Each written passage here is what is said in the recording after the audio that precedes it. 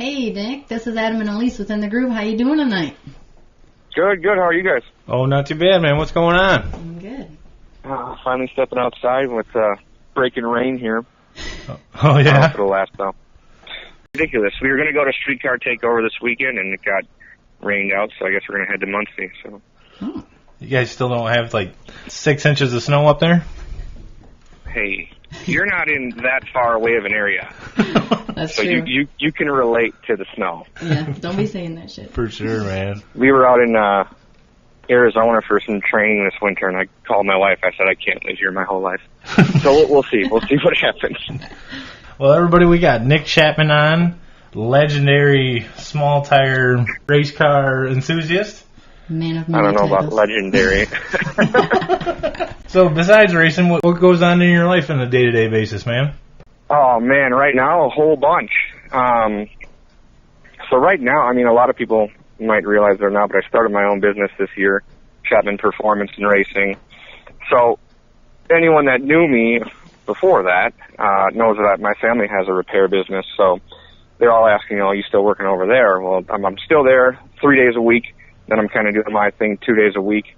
Well, more than 2 days a week. Turns into a lot more nights and weekends and stuff, too. I mean, it's a lot of work, but it's a lot of fun. A lot of good people, and everything's really taken off more than I thought it would. So far, so good. I mean, I got 2 kids at home, so got to make sure we take care of them and spend time with them and the wife and everything. So how old are your little ones? 2 and 4, so it's getting fun. We can relate, yeah. Yeah. What do you say? Yours was 4 years old? Yeah, she's 4, and she thinks that she's hilarious. She's trouble. Oh man. my God. She's trouble, man. She's trouble. Yeah, my 4-year-old it's getting pretty wild. She thinks she can do whatever she wants, and so we got to make sure we keep her in check. And of course, the 2-year-old, then he goes around thinking he can do what he wants. So sure. it's fun though. It's a lot of fun. She's starting to really, ask about the racing and stuff. And we were in Martin last weekend, and so I told her where I was going, and she said, "Well, when do I get to come with?" And so I'm really excited to see where that goes in the future here. So yeah, definitely.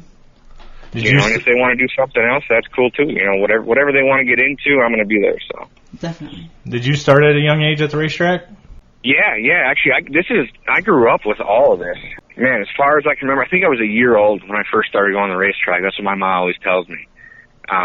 So I mean, pretty much that's all I know. My dad he drove tow truck. And, he would be working in the garage when he was on call, and I'd have to listen for his tow truck number, oh, Dad, you got a call, and, then on the weekends and stuff, we would go to the racetrack. And at the racetrack, all of his friends, they had kids, so we'd run around. And, I mean, it was a blast. We grew up at Great Lakes Dragway and Broadway Bob. I mean, he knew everybody by name, and it was a ton of fun. And then, of course, they moved, and he wanted to build a shop and started his own business. So the race cars got sold, took a break for a while. Of course, I was pissed off, being, 10 years old, and Dad sold my car. What am I going to do? Yeah, for sure. But then high school came, and we started looking around for, a little hot rod or something, and started the whole buying and selling and stuff. And so it turned out good. It came back around. Then it was more street car stuff. Then after that, it was like, okay, listen, I'm going to go drag racing again. I'm going to do what Dad did. And, I mean, that's kind of where I'm at now. I just kind of took with it and ran with it, So did you own the Grinch early on then? Is that original car from back in high school? No, there's a story there. We'll kind of step way back. So, man, I don't even know what year it was, but I had gotten into buying and selling. I buy a car, fix a few things up, take it to the track. All right, I'm ready for a new one, sell it, trade it, whatever you do. So me and my buddy Brent, he would always roll with me. Me and Brent and Trevor, they're all part of the crew. I mean, anyone that races knows all them guys. So we go out and we decide to trade. I don't even remember what I had, but we got our hands on a big block Chevy nitrous Mustang. I said, Brent, this is going to be the last one for a little while. Let's make this thing nice. I'll keep it for a couple years. I told my wife that because we had just gotten married, I believe, and we were talking about starting a family. And I'm like, okay, I'm going to calm down. We're going to build this one, keep it for a while. So Brent puts a killer paint job on this thing. We painted it Lamborghini green. It was wild. Of course, about the third or fourth time out, I put it in the wall. So, I mean, I overdrove it. Everyone asked me right away, well, what happened? Nothing happened. I didn't have the experience that I thought I did, you know. I grew up around all this stuff, but that didn't mean I drove fast cars like that. So it was my own fault, you know. So then comes the rest of the story here. The guy that was helping me at that time, Scotty K, he was pretty tore up about it too. I mean, he was like, man, this car was just finished up and blah, blah, blah. So between him and, do you actually know Michael Romer with Flying Pickle? Yes, sir. Yeah. Okay, so Phil, my dad, calls me up. I mean, I think like the next day. I mean, I'm sitting here with broken ribs and stuff. He calls me up. He's like, man, I got a car if you need it. Come on. And I'm just like, I'm in no position to buy something right now. I got to get my head straight, figure out what I'm doing, you know? Yeah. I think it was maybe a week or two later. Trevor's rolling up in the tow truck, dropping this thing off at my dad's shop. So Scotty K had actually bought the car. He says, all right, listen, pull all your shit off the car. We're going to put this thing together. So, man, I don't even know. Throughout the next few months, we'd take everything off my green car, throw it all into this thing, and we're going to go out, we're going to race this thing, right? So it's kind of a half and half deal. And I said, you know what, let's just put the body panels that are good. The car's red. We'll throw my doors on this thing. Let's just go out and make a few hits. If it starts getting close to the wall or something, whatever, we don't got to worry about scratching the thing up, right? Yeah. And then we were going to either paint it or plasti dip it, you know, whatever. So we get it out, and man, everyone loved it. Like, you can't paint this thing. And I'm like, oh my God, like, I don't want this to be a reputation where I just have piece of shit cars, you know? Granted, the car, it's really not when you get underneath it and you start, I mean, now, but, you know, before everyone was like, look at this piece of crap, but it paid off good because that's kind of what started, our grudge racing and stuff. Yeah. So all of a sudden I get these guys coming up to us at the racetrack, man, we'll race for $500. And I'm like, hell yeah, okay, let's go. You know, we go out there and we win $500.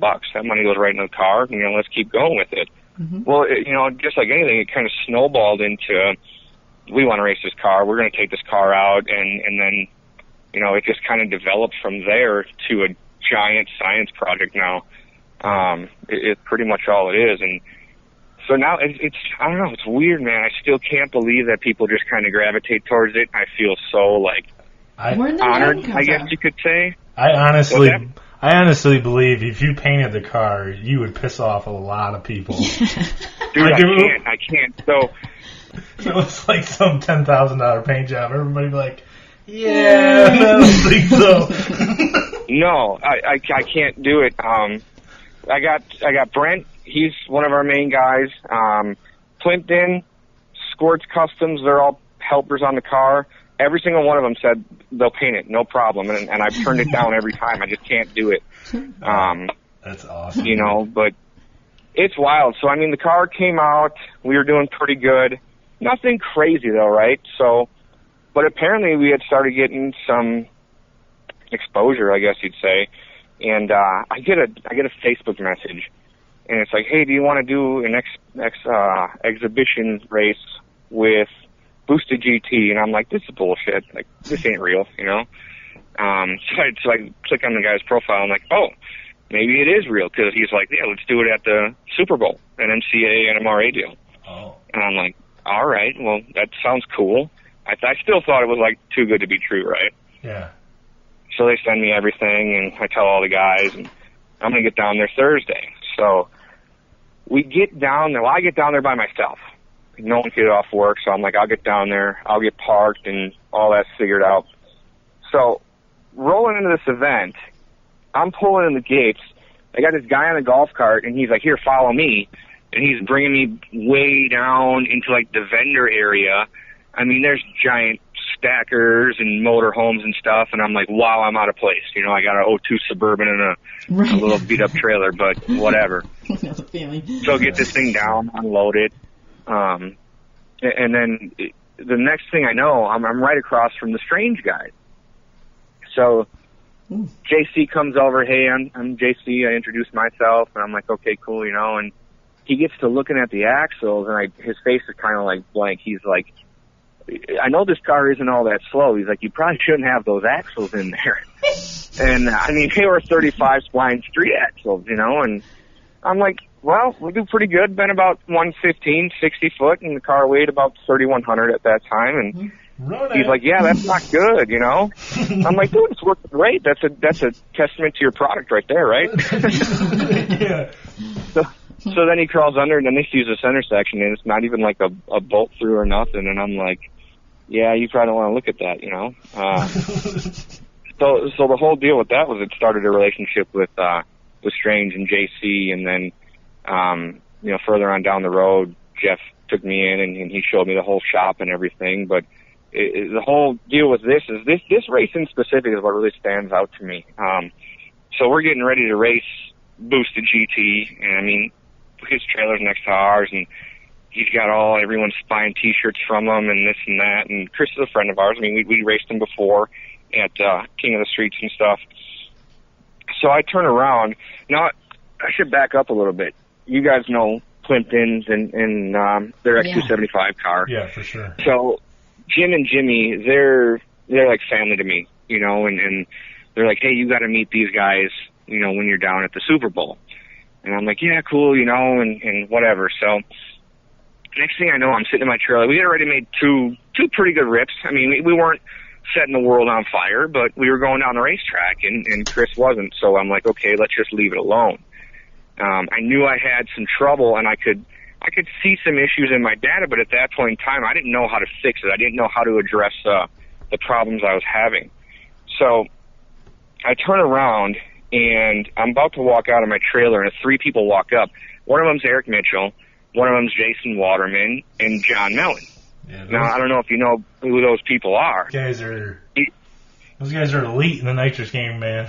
Those guys are. That's what I'm saying, you know, and I'm turning around and I'm going, you know, what are you guys doing here? And Eric, let's fix it, man. Let's see what you got going on. I'm like, you guys have a race to win, you know, and I'll always remember this. So we sit down and Jason looks at my stuff and Eric looks at my stuff, and you know, they're like, hey, this could be what's going on. And the way they kind of showed things is kind of the way that, you know, Jim taught me a few things. The way my dad taught me stuff is don't just give you the answer, you know, kind of point things out and see where is the issue here, you know? Yeah. So the whole deal there was I just kind of took all of that, and we left the car alone for that day. We ended up getting the win, and it was a big deal for us. After that, though, I took all that, and I actually bought a weather station because I wasn't tracking weather. I didn't know about all that, right? Yeah. And so we go out, and no shit, we end up winning the next 3 races in a row. Wow. One of them was a $10,000 to win, biggest payout ever in 26-inch no-time history, I'm pretty sure. Up at Cox? That one was at Superglued at US 41. Oh, okay. And Tyler was prepping it was cool. Yeah, Tyler was prepping down on that one. So we had one, I think it was Shydown Showdown, which was at 41. We won Superglued at 41. But the biggest one that was probably the most important to all of us was COTS. Yeah. That was 2016 in the fall, and we had built the car originally to run COTS. I mean, you guys know what COTS about. Most people do. Yeah. That's what I think. That was wild. When I think of the Grinch and I definitely automatically think of COTS. You know, I mean, it was built for that. Yeah, for sure, definitely. And you guys get away with a radial out there at COTS, right? Yeah, you know, every time we won it twice. We've been to the finals a total of 4 times, and every time it was on a radial. I got sucked into the radials with Plimpton, and the more I got on that tire, the more I just really loved it. And it was really finicky and a little bit tricky to figure out. But as soon as I saw that Mickey Thompson was coming out with what they call a pro bracket radial, and they made it in a 26x10, and everyone at that time was running these 26x10 Mickey slicks with tubes, and I don't know, it just wasn't working good for my car. So I put these radials on, and and I loved it, you know, and then we started figuring it out. And at one point in time, I put slicks back on it, and boy, I got a lot of shit from the guys. First off, Trevor goes out, and he's driving this thing. He shut it off probably 200 feet out, and he's like, dude, something's wrong. And I'm like, oh, what the hell? So I look at the data, I'm like, nothing's wrong, you know, and I go do it again. And he goes out, and he's like, nope, something's wrong. I say, you know, I think it's just the tire, dude. You know, he wasn't used to driving slick. Put the radios back on, straight on down. And he comes back, he's like, we're never putting a slick back on this car. Yeah. You know, so after we made that, it was crazy. You know, I couldn't imagine the difference. I don't drive it though, so I don't know. Yeah. Whatever, it looked good to me. That 26 is a badass tire, man. That Dale Arbogast was over to Martin this weekend, and he was shocked. He put him on that Nova. I don't know if you know what that Nova is, with a Pro Charger on it. Which one? It looks like a rat rod. Oh, that black one. Yeah, it looks like a rat rod. Yeah, so I'm up at the starting line on that thing, and I saw he had a 26 on it, and I didn't believe it. I'm like, he figured it out real quick. Yeah, he was in the lanes, and he comes by us, and we're sitting there trying to get down, have a couple test passes, and he says, I'd never believe that I'd be able to get down on a 26. I don't know how it worked. So, Yeah. That's pretty cool. I think a lot of people are surprised. In probably a couple of years back when it started getting real hot, you know, a couple people put them on, you know, and they come over to me and they're all, man, I picked up, that's the fastest the car has ever gone. I never would have thought that, you know, and the first thing I say is, do you really think the tire is the reason you went faster? Mm-hmm. You know, trying to get them to think the same way that I had been taught to think. So clearly I think that there was something that needed to change in their car that they weren't able to identify until they did that, you know? Yeah. And once you get to digging on it, then you can go, holy crap. So now we actually will use the tire kind of as a way to see how things react. We'll put 28s on it, and I'll say, okay, well, with this tune-up, it did this, and it'll help me make a change that's faster on 26s. And that's, I don't know, I just kind of bounced around and do things like that. Hey, what's the deal with the guy on the front of your car on the sleigh? Who is that? That's Dale Janis. So everyone on my crew, we've been friends for, I think like 15 years. So my one buddy, it was at Cots one year. We had actually just started picking on, like, people want to put stickers on the car, and, you know, we got pretty in with some sponsors and stuff, and it was pretty wild. And so my buddy Al, who's, you know, one of our really good friends, he comes up and he's like, hey, I'm going to sponsor the car for Cops. This is all I want on it. And he gives me the picture, and I'm like, what do you want me to do, man? You know, well, what do you want to do? He's like, I don't care. You know, I'll buy fuel for the weekend. I'm like, fine. So we get over there. We put the sticker on in the pits, I think Friday night or Saturday morning at Cots. And, of course, 1320 videos over there, and they're going, filming everything. And I'm like, okay, we can't take it off now because, again, everyone loves this. So we left it on there. Dale's famous. We give him shit for that all the time. It's awesome. Yeah. Dude, I'm here to tell you, every time you guys are at the track, you guys are having a blast. It's I don't want to sound like this, but almost like the racing is secondary. You guys are having so much fun. You know what? We struggle pretty hard at times with everything. I struggled with teams that I've worked with, and you get to be at each other's throats, you know. And the first thing I'll do is I'll make it a point to kind of stop everyone, and I'll look everyone in the eye, and I'll say, hey, why are we doing this, you know? And almost every time I've asked that to people, they kind of get, like, blank stares. Like, I don't know the answer to that question. And so I'll just tell them, I said, this is supposed to be fun, right? You know, and then all of a sudden they're like, yeah, you know, and that little conversation has turned days around and made successful weekends out of it. So, I mean, I'm as competitive as the next guy. Like, I beat myself up pretty hard when either I miss something or something goes wrong or anything like that. You know, that's just the nature of it. But at the end of the weekend, if I'm not having fun, why am I doing it? You know, I think that should apply to everything in life. You know, absolutely. If you're not having fun doing something, make a change. You know. Yeah.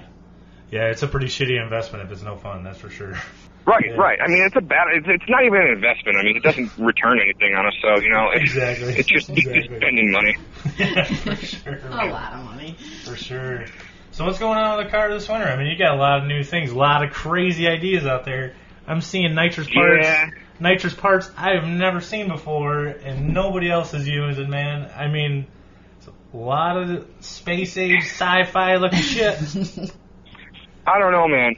So me and my friends, almost everyone, I mean, I have a lot of ideas. You know, I write stuff down, and I've had this idea for quite a while. You know, I kept hearing everyone's going turbo, everyone's going blower. We're losing a lot of nitrous guys, you know, because I think the potential is tapped out there. Yeah. You know, and this whole deal is monkey see, monkey do with almost everything in this.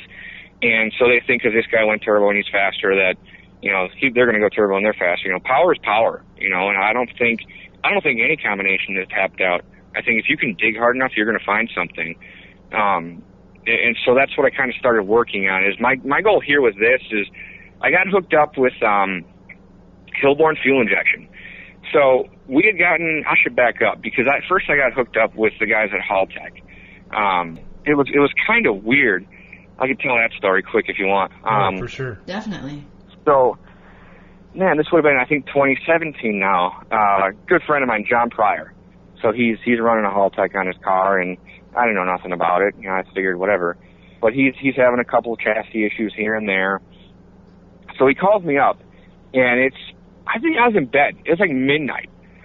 And you gotta know John, he's all fired up. Man, I'm in the semifinals, and the car's working, but it's kind of like, it kind of loses the tire a little bit, but it recovers. I'm like, dude, you gotta calm down first off.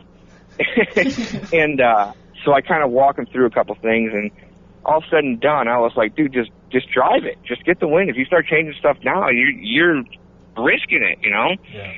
So he gets to the finals, he wins that race, all's well. Oh. So now we were going to go to 41, and he's like, hey, can you take a look at the chassis Friday night, you know, when we get there? And I'm like, sure. So we get there. He had been making hits already. I think I was a little bit late getting there. So he'd been making hits. He's going into this 4-car kind of big money shootout. And he told me how fast he went, and I'm like, dude, I think you got a pretty good shot. Don't touch the car. So he went out. I think he went out first round. I forget to who. But anyway, so he calls me in the morning. He's like, all right, it's like 7 o'clock. I haven't even had my coffee. And he's like, can we fix this? I'm like, all right, cool. So I go over there. We take some measurements, and I mean, I'm lucky because I'd made a lot of passes on that racetrack. I kind of knew what worked for my car, and I kind of set his up the same way. And I said, all right, well, we'll go on out and just kind of see how this thing does. And so he goes out, and he ended up winning that race. No kidding. I'm like, all right, cool, you know. So in between all of this, there's a guy there that's tuning the car for him, you know. And I just introduced myself. Hey, how's it going? And he's, hey, I'm Victor. Good to meet you. Blah blah blah. It didn't really go much further than that. So then we actually go out to Martin. It was the I think it was Brian Chad's race in the fall of that year. And same thing, he goes out and he's killing it that day, and that's probably the most calm I ever saw John race, and he ends up winning that race. No and I'm kidding. like, man, yeah. So he was on a roll. He was really on a roll. So my guys, of course, are my guy Brent mostly, but most of them are like, well, why are you helping this guy? You're helping the competition and blah blah blah. And I'm like, dude, who cares? Like, you know, we're all out here to go fast and whatnot. I'm like, wow. John still hasn't beat us, you know. We're I think 3-0, so I'm not worried about it, right? So I get a call or a message or something like November of that year, and it's Victor, and he's like, man, you need to get Haltech on your car, and I'm like, okay, you know, I'd love to have fuel injection, I just can't swing it and blah blah blah, and come to find out he works for Haltech. Oh. And I'm like, okay, that's cool. So it took about probably 2 months for him to convince me to buy this stuff. But it was probably one of the best decisions I've made. If you can tell now, he's made me a dealer, and I'm actually really good friends with him.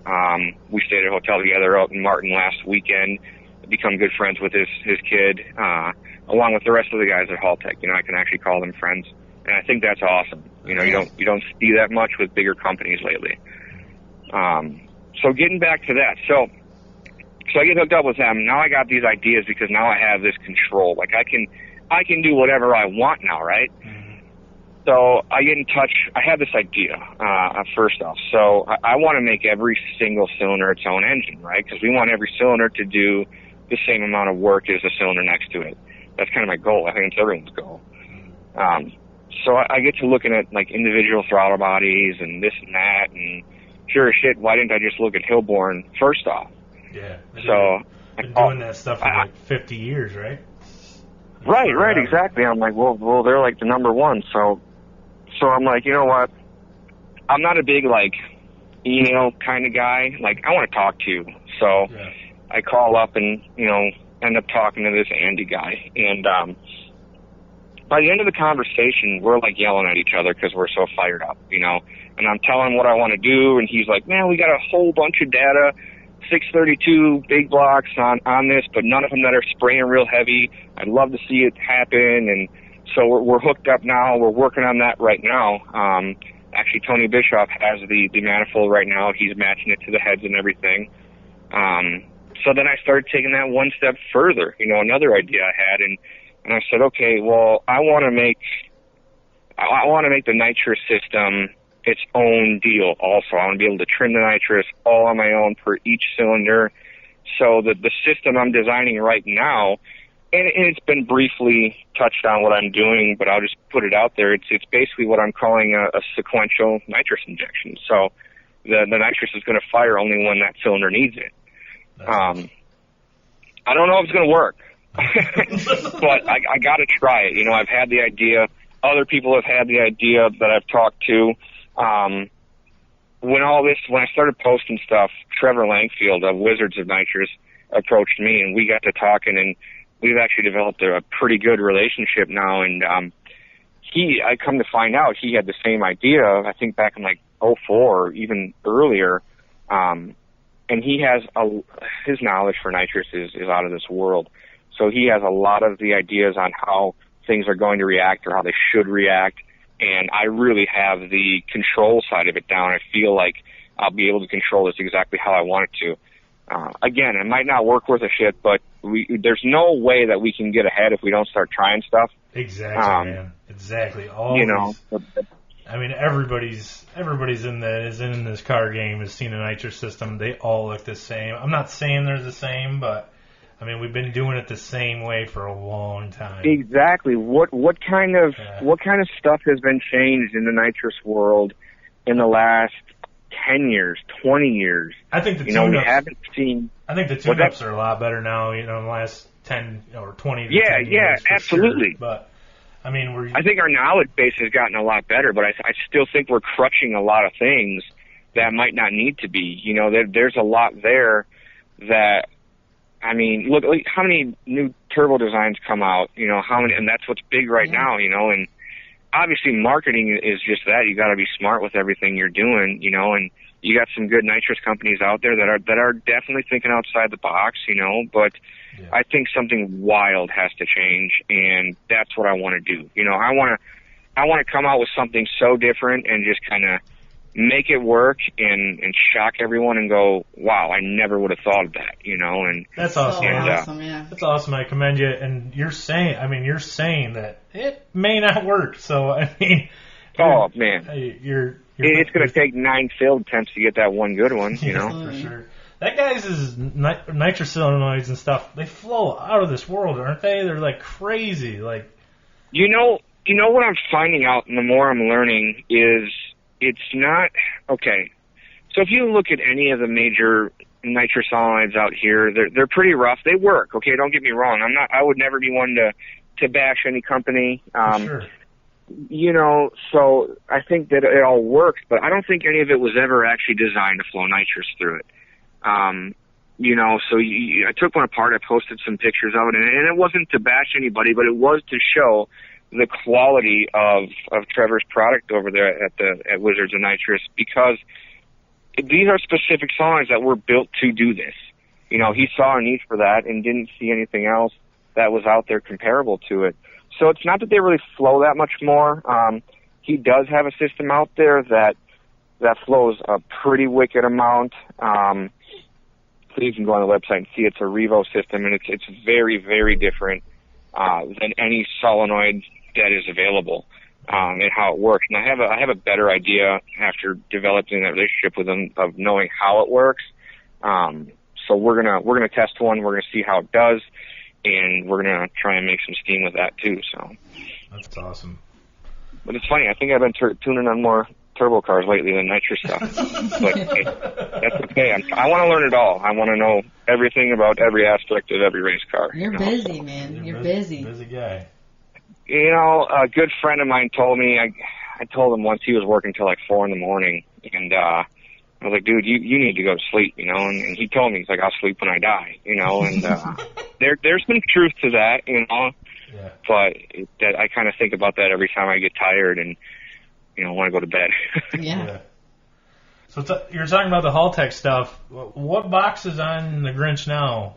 So right now on this car, we've got a 2500T box with the torque management. Okay. So it's a pretty basic 8-injector deal because, I mean, we don't need any, 16-injector deals like some of these guys. But it's kind of the top of the line, if you will. You know, it can control. I mean, you can really do anything you want. It's out of this world. And you see a lot of the debates online about, well, should I go Holley? Should I go Fuel Tech? Should I go Haltech? I don't really get into that. They all run the engine. They all do a really good job. There's reasons that I like the Haltech better because there's been a lot too. There's a couple cars that I'm working on that are Holley right now, and there's a couple things I want to do that I feel like I can't quite do it. Another thing is here's kind of the big thing for me is I had a customer of mine call me or message me on Friday when we were at Martin, and he just wanted to get his car running. He needed to set some trigger stuff up. I told him, I said, for sure, I'll take care of you. I'll get back on Sunday and we'll get you going. So actually what he did was he did call the guys at Haltech, got on the tech line with them. They did remote help. He got that thing fired up, and I don't think I don't think there's any other company where you can call them, and if they're closed for the day and it's the middle of the week, like right now, their phones get transferred over to Australia and you're going to get a text. Yeah. That's awesome, man. I think that's above all, customer support is everything to me, and that's what I'm trying to make sure I focus on with my business too. Mm-hmm. Yeah, awesome. So the big thing I've been hearing lately is like the non-fuel injection box they have, that VMS T, is it? So that's huge right now. So I was actually going to try. What's that? You can basically just take that on any carbureted engine, and you're basically having kind of an ECU, right? Oh, it's absolutely an ECU. So basically what it is it's imagine a 2500 or any of their fuel injection units and just take the fuel injectors off. Nice. I mean, that's almost exactly what it is. Even when you look at the software, it's all the same. Like I just got one to a guy who's been on, he's got 2500 on one car, and he grabbed a VMS, and he's like, okay, what do I need to download? I said, man, you have it already. It's literally identical.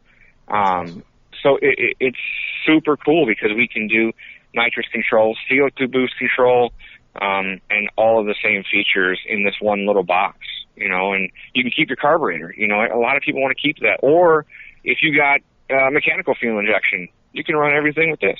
Okay. Is there an upgrade to the VMS that you can go fuel injection on that or no? No, yeah, there's not an upgrade like that. Okay. But you can like send it in and get like if you have a standard VMS and you want to go to the torque management stuff, we can send that in and get that updated for you too. But I work with most of my customers too. I had one guy that he bought a VMS-T deal for his LDR car that he's building, and he called me up and he's like, I think this was after Georgia. He's like, man, I don't know if this nitrous motor I got's going to get it done, So he wants to build something different. So he gets hooked up with a fuel injection system. I'm like, if you haven't installed the thing and it's all brand new still, I'm gonna give you back what you paid for it, And he was just blown away. He's like, you would do that for me? And I'm just like, why not? It's not hurting me at all. What am I going to be an asshole about it and say, no, you bought it, it's paid for? Exactly. That goes back to customer service. And my dad and mom, that's with their business. That's all they taught me. You treat people right, and it's going to come back. Yeah. I mean, karma's going to get you. So yeah. Absolutely, we're firm believers in that. Have you on all these Haltech products? Sorry, have you seen the nitrous control firsthand with it? Yeah, absolutely. So I use all the nitrous control through the Haltech with my car. And it's funny, when they first rolled out, when I first got it, I looked at the nitrous stuff, and And it was good. It worked fine. You had to do a couple workarounds, but just like anything, you know, it was something we could figure out. So this is kind of another cool thing too, is I just kind of started making notes, and I would send data over to Victor, and I'd say, okay, you know, this would be better if it was this way, and if we had like a pause feature and a hold feature, and if we could actually have our own timer this way, and just little things I kind of threw out there. And then, you know, at some point in time, a couple months later, he's like, hey, check out this new firmware update, and it had all of that. And I'm like, wow. That's cool. You know, so I think that's huge with I mean, there's so much competition with these EFI systems. I think it's huge when they listen to you and when they make the changes, and they don't charge you for it. You know, it's any firmware that comes out, download it and put it in there. Yeah. You know, there's no charge for it. So it's really cool when you have the support like that. And that's not just me, that's anyone. Every customer I talk to, I say, hey, listen, if you see something you don't like or you'd like change, let's get it on the list. That doesn't mean they're going to fix it, but hey, at least they know that this is something they saw. Yeah, fuel injection's big right now in nitrous cars. I mean, it's taking over quickly, very quickly. Yeah, and it's I think it's huge, you know, and there's always that debate of what makes more power, a carburetor or EFI, and, you know, I think the biggest thing right now is anyone can make horsepower, right? I mean, these things are cranking out some steam, but control is where everything is right now. I mean, we're trying to go, look at how fast these guys are going in Radio versus the World, X275, and they're doing it on a 275 and a 315, you know. That's insane. And it's a heartbreaker when Ron Rhodes don't even make the field at X275. Oh my God, dude! I couldn't. I mean, I expected a little bit. Yeah, I was sick. I was walking through the pits. I think JD was right next to us, and I forgot. He broke the record that weekend, and I think he went like a 35 or something. And yeah. I'm like, how the hell you don't get in with that? But I guess we had to expect that, you know. Yeah. Yeah. That was a wild race. I think it was an eye-opener. Yeah. But the thing is every single one of those guys works just as hard as the guy next to him. Yeah. Yeah. You know, if not harder. So with the Grinch, I mean, that was pretty much a grudge, no prep car, right? And yeah. The last time you had it out running, you were trying to run some Ultra Street stuff with it and clash racing? We ran MX235 down at Tyler's race last year. Yep. It was really weird. It was the oddest feeling, you know, and that was our first kind of taste of class racing, and maybe it was just me, but I felt like, you know, all eyes were on us, like these guys are coming over thinking they can swing with us. Definitely. And we didn't do as good as we had hoped, but I was like, you know what, this just isn't our scene. Even my guys, like we just didn't gel like we normally do. I don't know where we'll end up if we're going to stay. I mean, I like grudge racing, man. It's so much fun. But I like class racing too, because the competition is so intense, and you better be on your game. If you're not, like it's just, you got to be right there. Mm-hmm. You know, whereas grudge, I can cover some stuff up. Yeah. Yeah, it's real tight. I mean, if we're off by a couple numbers, we're like, where did it go? You know? I mean, nothing's better than a big money grudge race, man. Big prize fight. I mean, dude, it doesn't get any better. You know? Exactly, and I think Martin last weekend, that's probably one of my favorite races to go to. The race is definitely turning into something special, man. There were some cars there. I think there was some high-level stuff there for sure. Yeah. I couldn't believe it. I mean, I'm standing at the starting line, and David Reese's car comes past, and I'm just like, oh, my God. It's insane. Yeah, that thing, the hair stood up on the back of my neck. 50 degrees outside. God, he doesn't care. Oh, man. Like it was nothing. Yeah. I feel so bad for those guys. If we could just get some fucking weather, dude. My God. I'm telling you, it's nuts, you know, and I feel like even if we travel down there, it's going to rain. You know, it doesn't matter. Exactly. When we left for Bowling Green last year to go to Tyler's race, there was 7 inches of snow. I couldn't even get out of my driveway, and it snowed all the way till Indy, and then we got there, and it was still 40 degrees in Bowling Green. Oh, my God. I'm like, what's going on here? You know, it'll turn around though. You know, we'll get our weather back here and whatnot. So yeah, we went. Me and my dad went down to Lights Out in February, and that was a crazy experience. We left here in 2 foot of snow and like negative temperatures. And the craziest thing about it was so cold, and we fought through a blizzard to get on the highway, you know, and everything. But you get into Kentucky, and you get down like Tennessee and stuff like that. And we stop and look inside the trailer, and everything is soaked because it was all frozen. Oh, yeah. It's like, Yep. dude, we dealt with rust all week. You know, the whole engine's all rusty. I know. It was unbelievable. I'm like, what are we... Human beings aren't supposed to live here, dude. Mm-hmm. You know? Got ourselves a couple of first-timers we decided last year, before we went to Tyler's race, we had all this new stuff on the car, and I'm like, we need to go test, guys, you know? And so I think Big Jake was having a race at Memphis. So it was like Friday afternoon or something. We head out, we drive down to Memphis. We get down there, put a few passes on the car. Now, when we got there, we had to pump. We had antifreeze in there. I can't have the thing freezing, you know? Yeah. So we pump all that out, get good, clear water. Okay, we're good to go. End of the day, we're pumping antifreeze back into the thing, and people are coming over. They're just freaking out. Like, what are you doing, you know? And I'm like, we got to go home, you know? It's like negative 20 still there, you know? Yeah. And they're like, where the hell are you from, you know? But, I love going down there. I mean, I got people that I would consider family down in Kentucky now just from going down there, and they're just the best people there, so. Yeah, for sure. That's awesome. Martin was insane. David Reese, I mean, he came off the trailer and I don't think he misstepped all weekend. It was crazy. I mean... It was on point, you know. I mean, it was so cool to watch him and Phil Boley and Iceman, Brian, Chucky Davis. Boy, that car is getting it too. I love me some Zoomies on a nitrous car. Mm-hmm. And it's so awesome to see all these guys. I got the huge pleasure to work with Salinas Motorsports, Enrique and Patrick and all those guys. And man, we made some pretty big steps, and all in all, it was a really good weekend. They don't always go that smooth and that well. But it was a good weekend overall, you know, and I think we all needed that to remember that summer is coming, you know. Yeah. Yeah. He's had that car for a long time, and it's running good, man. Yeah. I've watched him over the years. We went to Milan a couple of years back, and, you know, we'd shoot the shit here and there, and he called me up before the Martin race last fall, the one that didn't happen because it got so cold. He's like, yeah, you know, just come on out and we'll work on this thing. And I'm like, cool. So I had some of his data since last year, and we kind of had a game plan, and we're just waiting to get out there, you know. And once we got out there, it was really, you know, kind of like I had posted. It was real baby steps approach. And the biggest thing that I kind of try and do with anyone I work with is I came in and I said, you know, first off, you know, we're going to use your computer. You know, you're pretty much going to do everything. We're going to talk about everything. I want to be as transparent as I can be with everything that I'm doing and why I'm doing it. And I'll tell you straight out, this may or may not work, but we got to try and we got to find a limit somewhere.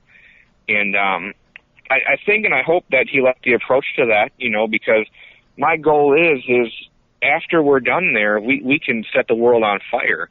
But if he goes out and doesn't know which direction to keep going or which direction to change to for that given racetrack, he's going to be lost again, or anybody's going to be lost again, and that's not really what I want. I want everyone to work together. I want to be able to talk to him if he goes out to another racetrack and say, okay, let's try this. I mean, the data, let's go back and forth. You know, there's no point in hiding what you have in the laptop or hiding what you're doing under the chassis.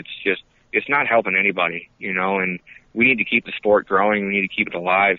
And I'm not saying people should be giving trade secrets away, you know, but for sure, everyone that I work with and everyone I talk to wants to be able to race on their own. And it's getting a lot harder when you have systems like Haltech and Holly and Fuel Tech that take a lot of time to learn and a lot of time to go through every time you're at the racetrack. But the more that we can train people, the more that they're going to tell this person, they're going to tell that person, and people are going to get fired up about it, you know? Yeah. I was when I was at Martin, I walked up to Jason and the Tin Soldier crew, you know. Oh man! And I'm nervous as hell, and I'm like, yeah, me and Elise are doing this podcast. So I'm shaking everybody's hand in the place, you know, like, hey, yeah. It was me and my wife were starting a podcast. It was the first time at a race like that. It was kind of weird, you know. It was weird, but it was awesome. Oh yeah, for sure. So I walked up to Jason. I've never met him before, and I'm like, hey, let's start a podcast. You know, is there any way I could get a little pit interview or something? And he goes, yeah, man, not a problem. And I'm like, okay. Now I don't even know how to do this, but let's do it, And he was so cool about it. Dude, they're the most down-to-earth people. Yeah. And would do anything for you. I met him in PRI. I had known him, but we went down there, me and Jimmy, and we drove to the show together. And so there's I think there was 7 of us in this little SUV or something. And of course, we all rolled through Starbucks, and we were $70 in Starbucks. And then Jason Old Man is over there, and he's like, "I'll take my coffee black." And we're all like, "Yeah, we definitely don't feel like men right now, because we got these food drink, Yeah, But I mean, just the coolest people. That whole weekend, I was up at the starting line with them, and Jason the whole time, he's like, "Man, Chappie, we got to build the grudge car, dude." He's like, "I need you to talk to people. You're really good at this." And I was like, you guys, it's just so much fun, and it's such a different world than anyone's really used to if you haven't seen it. I mean, literally, everyone's like family there. I feel like all the shit you see in the media, all the garbage, it's completely gone, I feel like, at the racetrack. You're my brother, you're my sister, it's everything. That's how I always feel at most of those events. We shook, a ton of hands and met a ton of people, and everybody was so welcoming, super nice. Yep. Really friendly. Really cool.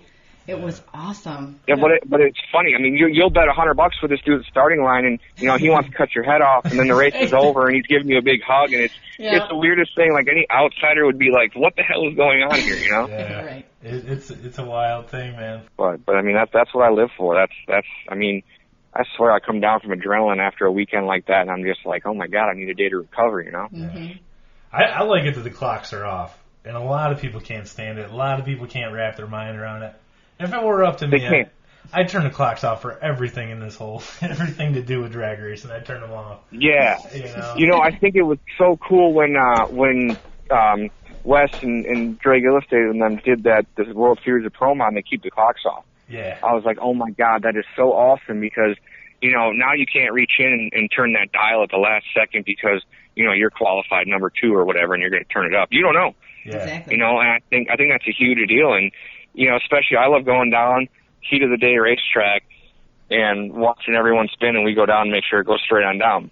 Yeah. And everyone's like, oh my God, that thing's flying. And I mean, sometimes it is, sometimes it isn't, but you don't know. That's the thing. It's just it's a guess the whole time. Yeah. It comes down to chasing those numbers, and it's like, what are we doing? Land speed racing, It's like, and that's, I don't want to say I have a problem with it, but it's getting frustrating because you go out to a race and no one even knows who won the race, but everyone knows who set the record. Exactly. And I'm not discrediting anyone. I think everyone, like I said, works their ass off, but setting records is great. But if you ain't winning races, who cares? Right.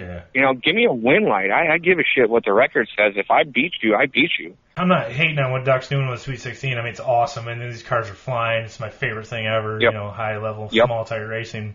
But give it a couple years, we won't know who won those races. We'll know who broke the records at those races, but we won't know who won them. Right. You know what I mean? It's like, It's wild. But now you look at, but you look at the guys like Bruters who broke the record and won it. Yeah. Now that's something right there. Yeah, for sure. Because they said, you know what? I'm going to break the record in the final round. Like, damn, holy crap, look at that. Yeah. And you get, so you get those people that will break the records, and it's no doubt that they're fast, but I think that there needs to be more glory on the win light than there is on breaking a record, because the win light is what gets you a payday, what gets you everything, what gets you that belt or that trophy or whatever. I mean, it's cool to have a record, but it's cooler to have win lights, in my opinion. So what's your plans for the summer then? Oh, so right now everything's shaping up pretty good. So we obviously, we met you at Martin last weekend. The weekend before that, oh man, I can't even remember where we were. I think we were at a local race. This weekend, like I said, we were supposed to go to Streetcar Takeover. That's another thing too. I should mention the guys at Endless Performance.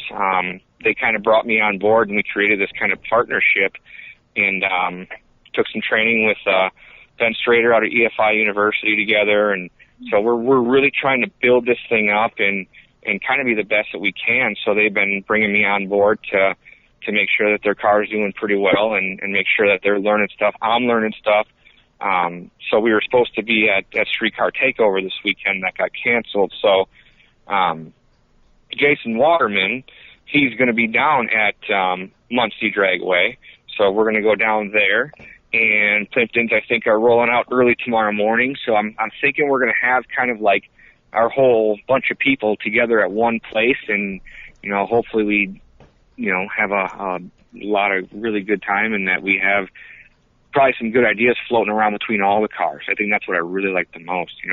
Probably by the weekend our heads are explode because we'll have so much going on. But I think it'll be really good. So the rest of the year, I mean, I don't even know. It's kind of a day-by-day basis. For sure.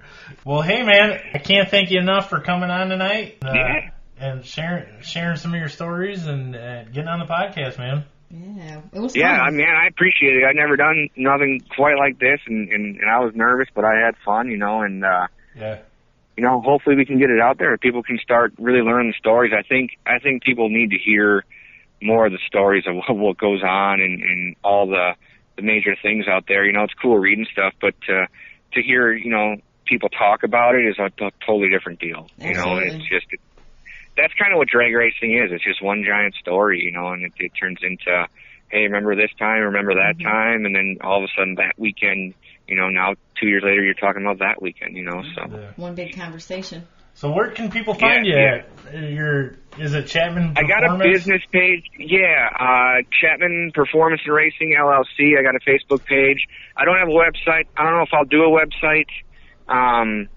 Mainly because, the biggest thing for me is I want to know all of my customers, and that might sound weird to some people, but I don't necessarily want to do volume. I want to do big quality stuff, and I don't think you can do that by someone clicking and adding shit to their cart and going order, you know what I mean? Yeah. So pretty much all the stuff I do is a one-on-one, and yeah, I'm probably losing my ass spending all sorts of time, but you know what? You gotta put the time in, and you gotta get people happy too. So man, that Jason from Tim Soldier I was talking about doing the interview, and that's what he told me. That's what he was saying too. That's what he said to me. He's like, he said his dad told him when he started he could build the baddest race car in the world, but if you don't put it in capable hands, you'll have nothing. You're right. You're 100% right. I was like, whoa. I was like, man, are you making these people take a test before you build this car? Like that's awesome. You know what I mean? Like, it's honestly, and that's probably where we're starting to lose.